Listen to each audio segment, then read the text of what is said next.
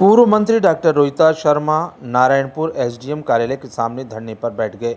पूर्व मंत्री नारायणपुर नदी में हो रहे अतिक्रमण पर जिला कलेक्टर के स्टे के बाद बिना आदेश पर निर्माण कार्य शुरू करने को लेकर धरने पर बैठे हैं। पूर्व मंत्री ने कहा कि अतिक्रमण रोकने के लिए एसडीएम से मिले, लेकिन पूरा प्रशासनिक ढांचा मंत्री के निर्देशानुसार कोई बात सुनने को तैयार नहीं है।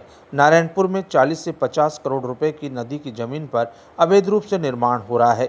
उन्होंने कहा कि जिला कलेक्टर से मिले थे और उन्होंने स्टे जारी कर दिया था, लेकिन बिना आदेश के ही निर्माण कार्य शुरू कर दिए गए। निर्माण जो हो रहा है उसकी भी विधि होती है, स्थानीय अधिकारियों से परमिशन लेनी होती है, लेकिन बिना परमिशन लिए ही निर्माण किया जा रहा है। इस दौरान उन्होंने नेशनल हाईवे की सड़क कुशलगढ़ से लेकर वाया मंडावर नारायणपुर तक, जिसमें करोड़ों रुपए का घोटाला हुआ है। सड़क निर्माण के लिए 8 करोड़ रुपए मंजूर हुए थे, जिसमें केवल 5 करोड़ रुपए ही खर्च किए गए। बाकी 3 करोड़ रुपए का कोई अता पता नहीं। इसके चलते 2 साल में ही सड़क की हालत जर्जर हो गई, जगह जगह खड्डे बन गए, आए दिन सड़क हादसे हो रहे हैं। उन्होंने कहा कि हमने जब इसकी आवाज़ उठाई तो दोबारा से सड़क निर्माण के लिए टेंडर जारी हुआ है। मामले को लेकर एसडीएम सुनील कुमार ने बताया कि नदी और आबादी का खसरा नंबर अलग अलग है। अतिक्रमण का निर्माण की सूचना पर मामले की कार्रवाई करवाई, जिसमें जो निर्माण कार्य चल रहा है वह आबादी क्षेत्र में आता है। आबादी क्षेत्र ग्राम पंचायत के अधीन है और ग्राम पंचायत ने निर्माण कार्य के लिए एनओसी जारी की है। आज हमारे कार्यकर्ता और मैं स्वयं अनिश्चित काल धरने पर इसलिए बैठ गए थे कि नारायणपुर में सरकारी जमीन पर दुकान बनाई जा रही थी, जो बहुत ही इलीगल थी। अब्दुल रहमान में ये नदी नाले आते हैं। सुप्रीम कोर्ट का आदेश है कि नदी नालों में कोई अतिक्रमण नहीं किया जा सकता। नदी नाले की जमीन को किसी दूसरे यूज में नहीं ले सकते, ना उनका लैंड यूज ट्रांसफर हो सकता। तो ऐसी सूरत में हम लड़ाई लड़ रहे थे।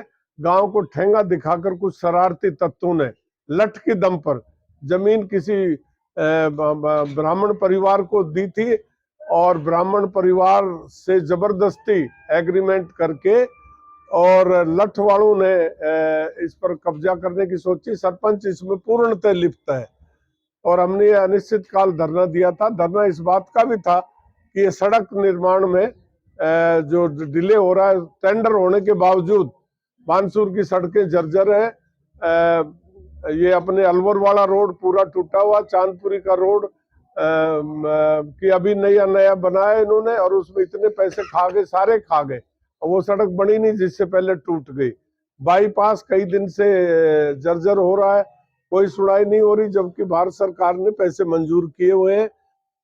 8 करोड़ रुपया इसका पहले मंजूर भी हुआ था, जिसमें 5 करोड़ की लागत इन्होंने कहा कि हमने काम कर दिया और वो उठा ली। फिर हमारी शिकायत करने के बावजूद इसे पूरे लिपापोती की, लेकिन आज भी वो अधूरी है। और ये सड़क जो है राष्ट्रीय मार्ग की सड़क है और ये दिल्ली से पैसा आया, इसका सरकार ने कहीं दूसरी जगह यूज कर लिया। तो ये हमारा नारायणपुर गांव के लोग इस बड़ी भारी असुविधा हो रही है, एक्सीडेंट हो रहे हैं, सारी बात हो रही है। तो इसको लेकर भी हमारे धरने का पार्ट है। और दूसरा, चांदपुरी वाली सड़क को भी पुनः निर्माण के लिए हमने कहा है। और ये बानसूर कस्बे तक, बाईपास से लगा के बानसूर कस्बे तक डबल रोड बनाने का जो सैंक्शन है, उसको अभी तक काम शुरू नहीं हुआ, तो इसको पूरा किया जाए।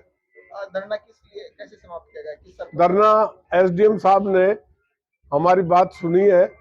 हमारे उन्होंने कुछ लीगल पॉइंट्स बताए थे, लेकिन हमने कहा टोटल दादागिरी है। अगर कोई नापजोक भी हुई है तो पब्लिक को डोमेन में आनी चाहिए थी बात, पब्लिक डिक्टेटरशिप की, दादागिरी की। तो हम धरना पुनः फिर हम बैठ जाएंगे। हम उठ कर जाने वाले नहीं, गरीब जनता के साथ हैं। गरीब जनता की खून पसीने कमाई और उनकी जमीन को गुंडों के हाथ नहीं जाने देंगे, लाठीधारी लोगों के हाथ में नहीं जाने देंगे, चाहे हमको कुछ भी करना पड़े।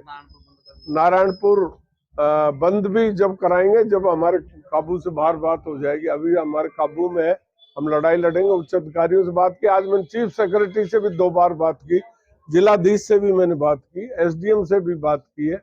और तब जाकर के ये काम रोकने की उन्होंने घोषणा की है। हम धन्यवाद देते हैं कि एसडीओ ने हमारी बात को सहानुभूति पूर्वक सुना। एसडीओ बेचारा करना चाहता था, सभी करना चाहते थे, क्योंकि ये काम इलीगल हो रहा था, लेकिन राज का दबाव बड़ा भारी है। यहाँ पोपाबाई का राज है, यहाँ कानून का राज नहीं है, अंबेडकर द्वारा बनाया गया संविधान का राज नहीं है, यहाँ तो पोपाबाई का राज है भाई। इस पोपाबाई के राज को कुचलना है तो चुनाव नजदीक आ गए भाई, आपके अच्छे व्यक्ति को जिताओ और नारायणपुर को आगे बढ़ाओ।